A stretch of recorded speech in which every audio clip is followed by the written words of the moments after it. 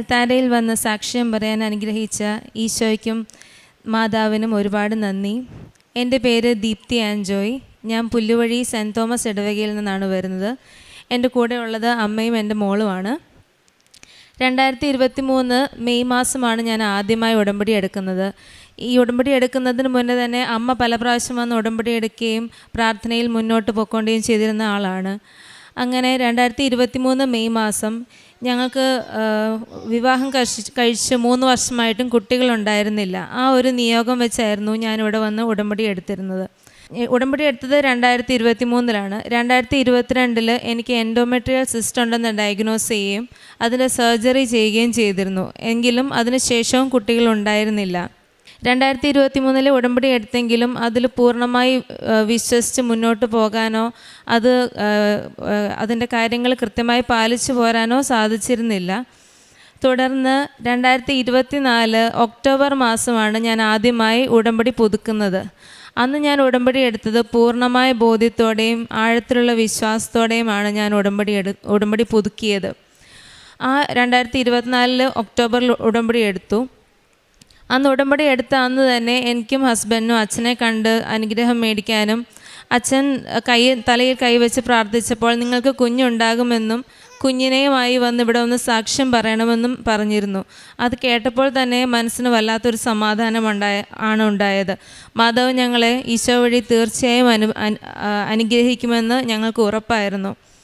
അതുപോലെ തന്നെ വയറ്റിൽ തൈലം പൂശി പ്രാർത്ഥിക്കാനായിട്ട് തൈലം തരികയും പില്ലോയുടെ താഴെ വെച്ച് പ്രാർത്ഥിക്കാനായിട്ട് ഒരു കാശുരൂപം തരുകയും ചെയ്തിരുന്നു.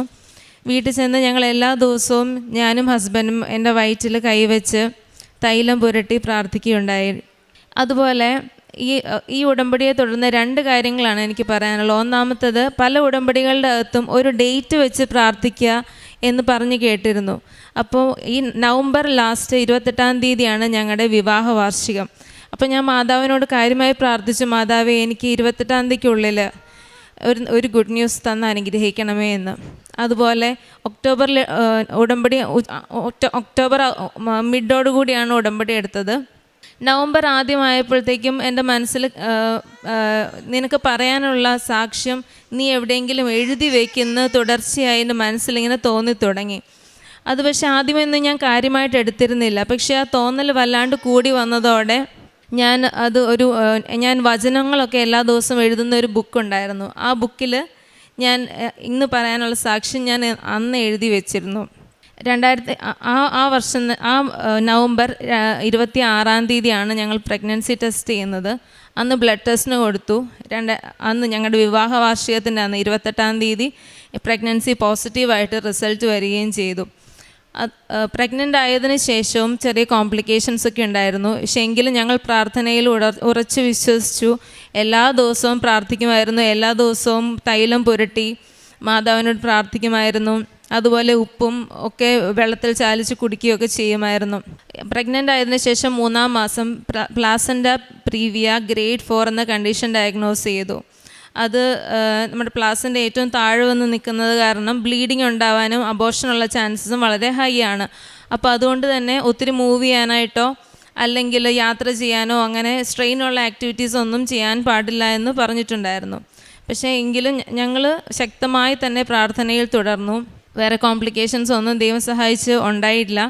എന്നാൽ പ്രഗ്നൻസിയുടെ 5-ാം മാസം സ്കാൻ ചെയ്തപ്പോൾ കുട്ടിക്ക് കിഡ്നിക്ക് ഇഷ്യൂസ് ഉണ്ടെന്നും അതുപോലെ ബ്രെയിനിൽ ഫ്ലൂയിഡ് കളക്ഷൻ ഉണ്ടെന്നും പറഞ്ഞു. പിന്നീട് അടുത്ത 2 ആഴ്ചയ്ക്ക് ശേഷം ഒന്നോടെ സ്കാൻ ചെയ്തപ്പോഴും അത് മോഡറേറ്റ്ലി സിവിയർ ലെവലിൽ കിഡ്നിയുടെ ഇഷ്യൂസ് ഉണ്ടെന്ന് കാണിക്കുകയുണ്ടായി. അപ്പോഴൊന്നും പക്ഷേ എനിക്ക് കാര്യമായ ടെൻഷൻ അധികമായിട്ടുണ്ടാവുകയൊന്നും ചെയ്തില്ല. കാരണം ഞങ്ങൾ ഇതിൽ കൃപാസനം ഉടമ്പടിയിൽ പൂർണ്ണമായി വളരെ വിശ്വസ്തയോടെ പാലിച്ചുകൊണ്ട് പോരുകയായിരുന്നു. മാതാവ് തന്ന കുഞ്ഞിനെ മാതാവ് തന്നെ കാത്തോളും, ആരോഗ്യമുള്ളൊരു കുഞ്ഞിനെ ഞങ്ങൾക്ക് ലഭിക്കുമെന്ന് ഞങ്ങൾ പൂർണ്ണമായിട്ട് ഉറച്ചിരുന്നു. അതിൻ്റെയൊക്കെ ഫലമായി എല്ലാ ദിവസവും ഞങ്ങൾ പ്രാർത്ഥിക്കും. അതുപോലെ തൈലവും ഉപ്പും എല്ലാ ദിവസവും തന്നെ ഉപയോഗിക്കുമായിരുന്നു.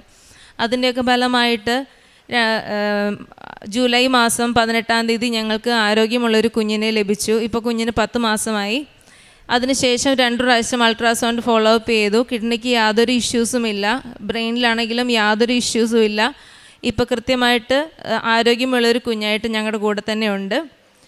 പിന്നെ പ്രേക്ഷിത പ്രവർത്തനമായിട്ട് ഞങ്ങൾ ചെയ്തത്, ഇവിടുന്ന് കൃപാസന പത്രം അക്രൈസ്തവരുടെ ഇടയിലും ഓട്ടോ സ്റ്റാൻഡിൽ അവരോടൊക്കെ അടുത്ത് പത്രത്തെക്കുറിച്ചും കൃപാസനത്തെക്കുറിച്ചും വ്യക്തമായി പറഞ്ഞു കൊടുക്കുകയും തൈലം പുരട്ടി വിശ്വാസപ്രമാണം ചൊല്ലിയാണ് എല്ലാവർക്കും വിതരണം ചെയ്തിരുന്നത്.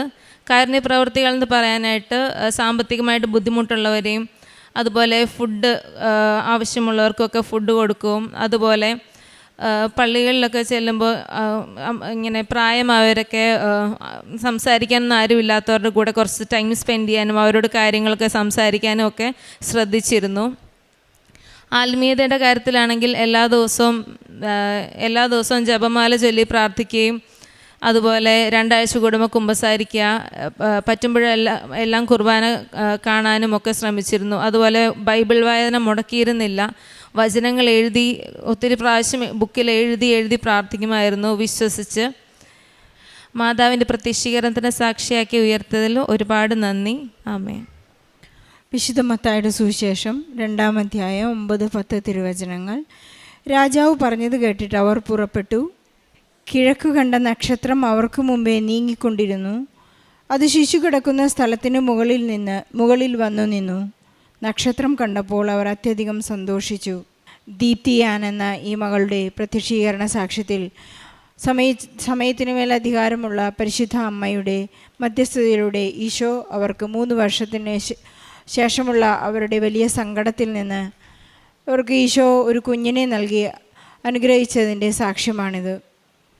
എൻഡോമെട്രിക് സിസ്റ്റ്, കിഡ്നിയിലുള്ള കുഞ്ഞിൻ്റെ അസ്വസ്ഥതകൾ, പ്രഗ്നൻസി, പ്ലാസൻ്റ ഇഷ്യൂസ് ഇതെല്ലാം ഉണ്ടായിട്ടും ആദ്യത്തെ തവണ പുതുക്കി കഴിഞ്ഞതിന് ശേഷമാണ് ഈ മകൾക്ക് പൂർണ്ണ ബോധ്യത്തോടെയും ഈശോയെ സ്നേഹിക്കണമെന്നും പരിശുദ്ധ അമ്മയുടെ മധ്യസ്ഥതയിൽ എനിക്ക് ചെയ്തു തീർക്കേണ്ട എല്ലാ കടമ്പകളും ചെയ്യണം, കൃത്യമായി ദിവ്യബലിയിൽ പങ്കെടുക്കണം, കുമ്പസാരിക്കണം, അനുതാപത്തോടുകൂടി മറ്റുള്ളവർക്കും വേണ്ടി മധ്യസ്ഥ പ്രാർത്ഥന ചെയ്ത് പ്രാർത്ഥിക്കണം എന്നൊക്കെയുള്ള ഒരു വലിയ ബോധ്യത്തിലേക്കും അവബോധത്തിലേക്കും ദീപ്തിയാൻ കടന്നു വന്നത്.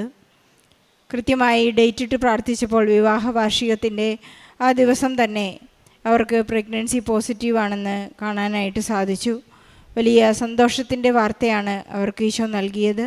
ആരോഗ്യമുള്ളൊരു കുഞ്ഞിനെ നൽകി അനുഗ്രഹിച്ചതിന് അവരിന്ന് നന്ദി പറയുകയാണ്. 10 മാസം പ്രായമുള്ള കുഞ്ഞാണ് അവർ അൾത്താരയിൽ കൊണ്ടുവന്ന് സാക്ഷ്യം പറയുന്നത്. ഈ സാക്ഷ്യത്തോട് ചേർത്ത് വെച്ചുകൊണ്ട് കുഞ്ഞുങ്ങളില്ലാത്ത എല്ലാ ദമ്പതികളുടെയും സങ്കടങ്ങളെ നമുക്ക് ചേർത്ത് വെച്ച് പ്രാർത്ഥിക്കാം. ദീപ്തിയാനും കുഞ്ഞിനും കുടുംബത്തിനും ലഭിച്ച എല്ലാ അനുഗ്രഹങ്ങൾക്കും നന്ദി പറഞ്ഞുകൊണ്ട് നല്ലൊരു കയ്യടിയോടെ ഈ സാക്ഷ്യം നമുക്ക് സമർപ്പിക്കാം. അത്യപൂർവ ദൈവാനുഭവങ്ങൾ ഇനി നിങ്ങൾക്കും സ്വന്തം. ഈ യൂട്യൂബ് ചാനൽ ഇതുവരെ സബ്സ്ക്രൈബ് ചെയ്തിട്ടില്ലെങ്കിൽ ഇപ്പോൾ തന്നെ സബ്സ്ക്രൈബ് ചെയ്യുക. ഈ വീഡിയോ ഇപ്പോൾ തന്നെ നിങ്ങളുടെ സുഹൃത്തുക്കൾക്ക് ഷെയർ ചെയ്തുകൊണ്ട് കർത്താവിൻ്റെ പ്രേക്ഷിതരാകുക.